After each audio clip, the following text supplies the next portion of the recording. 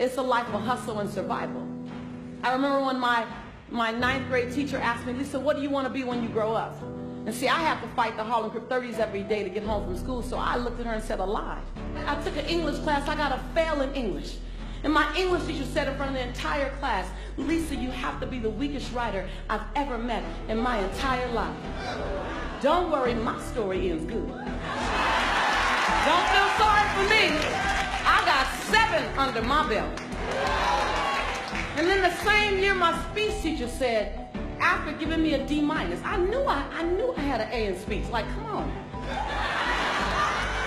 He obviously didn't agree with me. He gave me a D- and said, quote unquote, Miss Nichols, I recommend you never speak in public, that you get a desk job. So here's the beauty of that story. Other people's perception of you ain't none of your business. Everything you've ever been through, sat through, rose through, cried through, prayed through, everything is a setup for your next best season. And the way you forgive the perceivingly unforgivable, the way you love the perceivingly unlovable, the way you accept what seems to be unacceptable, the way you embrace after you've been betrayed, the way you do that is the way you will lead us. Your light belongs to everyone who'll be illuminated because you were bold enough and obedient enough to let your light shine. Yes, yes? Yes, yes?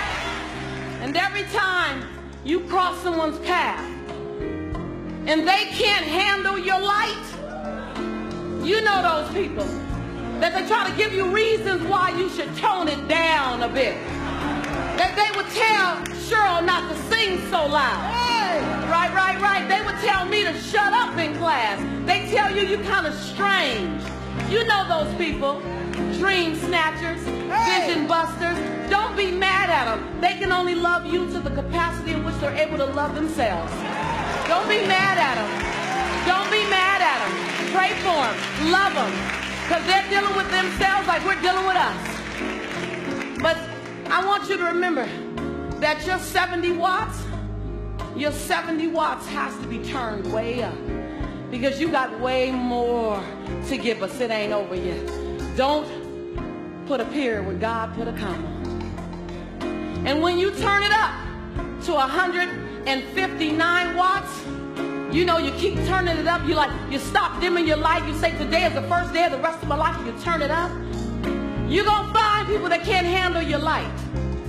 And before today, you might have dimmed your light. You might have shrunk a little bit. You might have tempered it down a little bit. But after today, I want you to see this. After today, turn the lights up. After today, you don't dare dim your light. As your light gets brighter, you're going to disrupt some people. And they're going to tell you your light's too bright, your light's too bright, your light's too bright, your light's too bright. Then you just look at them and say, well, I'm not dimming my light. I'm just going to hand you some shades.